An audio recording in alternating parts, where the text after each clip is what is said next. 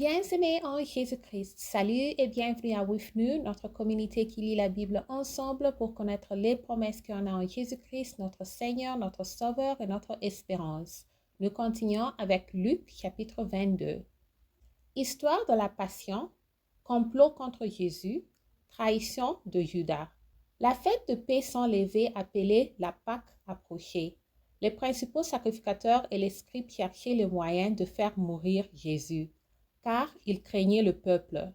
Or, Satan entra dans Judas, surnommé Iscario, qui était du nombre des 12. Et Judas alla s'entendre avec les principaux sacrificateurs et les chefs de garde sur la manière de le leur livrer. Ils furent dans la joie et ils convinrent de lui donner de l'argent. Après s'être engagés, ils cherchaient une occasion favorable pour leur livrer Jésus à l'insu de la foule. Célébration de la Pâque et institution de la Sainte Seine. Le jour de pain sans lever où l'on devait immoler la Pâque arriva. Et Jésus envoya Pierre et Jean en disant, « Allez nous préparer la Pâque afin que nous la mangions. » Ils lui dirent, « Où veux-tu que nous la préparions? » Il leur répondit, « Voici, quand vous serez entrés dans la ville, vous rencontrerez un homme portant une cruche d'eau. Suivez-le dans la maison où il entrera.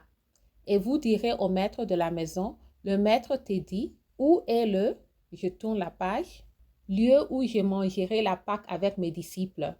Et il vous montrera une grande chambre haute meublée. C'est là que vous préparerez la Pâque. Ils partirent et trouvèrent les choses comme il le leur avait dit, et ils préparèrent la Pâque. L'heure étant venue, il se mit à table et les apôtres avec lui. Il leur dit, « Je désirais vivement manger cette Pâque avec vous, avant de souffrir. Car je vous l'ai dit, je ne la mangerai plus jusqu'à ce qu'elle soit accomplie dans le royaume de Dieu. » Et ayant pris une coupe et rendu grâce, il dit, « Prenez cette coupe et distribuez-la entre vous. Car, je vous l'ai dit, je ne boirai plus désormais du fruit de la vigne, jusqu'à ce que le royaume de Dieu soit venu. » Ensuite, il prit du pain, et après avoir rendu grâce, il le rompit et le leur donna, en disant, « Ceci est mon corps qui est donné pour vous. Faites ceci en mémoire de moi. » Il prit de même la coupe après le souper et la leur donna, en disant, « Cette coupe est la nouvelle alliance en mon sang, qui est répandue pour vous. Cependant, voici la main de celui qui me livre est avec moi à cette table. Le Fils de l'homme s'en va selon ce qui est déterminé, mais malheur à l'homme par qui il est livré. » Et ils commencèrent à se demander les uns aux autres, qui était celui d'entre eux qui ferait cela? Qui est le plus grand? Il s'éleva aussi par les apôtres une contestation, lequel d'entre eux devait être estimé le plus grand. Jésus leur dit, « Les rois des nations les maîtrisent, et ceux qui les dominent sont appelés bienfaiteurs. Qu'il n'en soit pas de même pour vous, mais que le plus grand parmi vous soit comme le plus petit, et celui qui gouverne comme celui qui sert. Car quel est le plus grand? Celui qui est à table ou celui qui sert? N'est-ce pas celui qui est à table? Et moi, cependant, je suis au milieu de vous comme celui qui sert. Vous, vous êtes ceux qui avez persévéré avec moi dans mes épreuves. C'est pourquoi je dispose du royaume en votre faveur, comme mon Père en a disposé en ma faveur, afin que vous mangiez et buviez à ma table dans mon royaume, et que vous soyez assis sur des trônes pour juger les 12 tribus d'Israël. » Le Seigneur dit, « Simone, Simone, Satan vous a réclamé pour vous cripler comme le froment. Mais je priais pour toi, afin que ta foi ne défaille point. Et toi, quand tu seras converti, affermis tes frères. » « Seigneur, lui dit Pierre, je suis prêt à aller avec toi et en prison et à la mort. » Et Jésus dit, « Pierre, je te le dis, le coq ne chantera pas aujourd'hui que tu n'aies ni 3 fois de me connaître. » Il leur dit encore, « Quand je vous ai envoyé sans bourse, sans sac et sans souliers, avez-vous manqué de quelque chose? » Ils répondirent, « De rien. » Et il leur dit, « Maintenant, au contraire, que celui qui a une bourse la prenne et que celui qui a un sac le prenne également. Que celui qui n'a point d'épée vende son vêtement et achète une épée.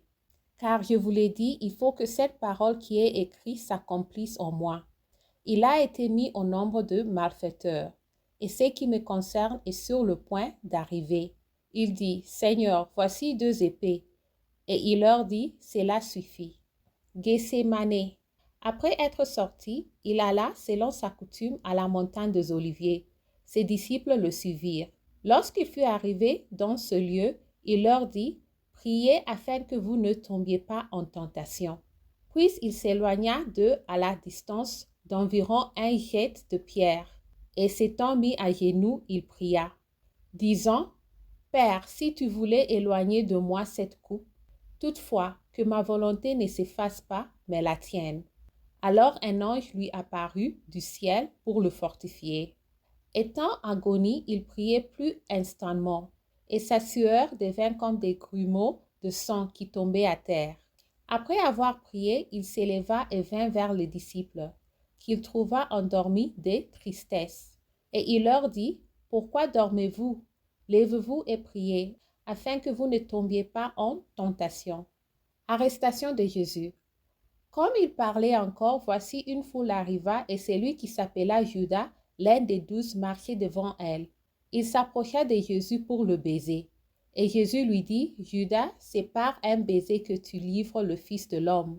Ceux qui étaient avec Jésus voyant ce qui allait arriver dirent, Seigneur, frapperons-nous de l'épée? Et l'un d'eux frappa le serviteur du souverain sacrificateur, et lui emporta l'oreille droite. Mais Jésus, prenant la parole, dit, Laissez arrêter. Et ayant touché l'oreille de cet homme, il le guérit.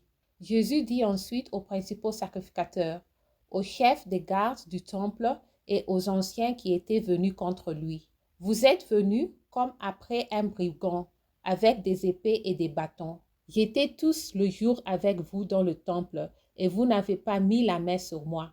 Mais c'est ici votre heure et la puissance des ténèbres. Reviennement de Pierre. Après avoir saisi Jésus, ils l'emmenèrent et le conduirent dans la maison du souverain sacrificateur. Pierre suivait de loin. Ils allumèrent du feu au milieu de la cour et ils s'assirent. Pierre s'assit parmi eux. Une servante qui le vit assis devant le feu fixa sur lui les regards et dit, « Cet homme était aussi avec lui. » Mais il le nia, disant, « Femme, je ne le connais pas. » Peu après, un autre, l'ayant vu, dit, « Tu es aussi de ces gens-là. » Et Pierre dit, « Homme, je n'en suis pas. » Environ 1 heure plus tard, un autre insistait, disant, « Certainement, cet homme était aussi avec lui, car il est Galilée. » Pierre répondit, « Homme, je ne sais ce que tu dis. » Au même instant, comme il parlait encore, le coq chanta. Le Seigneur s'étant retourné, regarda Pierre. Et Pierre se souvint de la parole que le Seigneur lui avait dit. « Avant que le coq chante, aujourd'hui tu me régneras 3 fois. » Et étant sorti, il pleura amèrement. Jésus devant le Sanhédrin, présidé par Caïphe, condamnation. Les hommes qui tenaient Jésus se moquaient de lui et le frappaient. Ils lui voilèrent le visage et l'interrogeaient en disant, « Divine, qui t'a frappé ?» Et ils proféraient contre lui beaucoup d'autres injures. Quand le jour fut venu, le collège des anciens du peuple, je tourne la page, principaux sacrificateurs et les scribes s'assemblèrent et firent amener Jésus dans leur Sanhédrin. Il dit, « Si tu es le Christ, dis-le nous. » Jésus leur répondit, « Si je vous le dis, vous ne le croyez pas. Et si je vous interroge, vous ne répondrez pas. Désormais, le Fils de l'homme sera assis à la droite de la puissance de Dieu. » Tous dirent, « Tu es donc le Fils de Dieu. » Et il leur répondit, « Vous le dites, je le suis. » Alors il dit, « Qu'avons-nous encore besoin de témoignages? Nous l'avons entendu nous-mêmes de sa bouche. » Merci d'avoir lu ensemble. J'améliore mon français en lisant la Bible. Restez en Jésus-Christ et Shalom.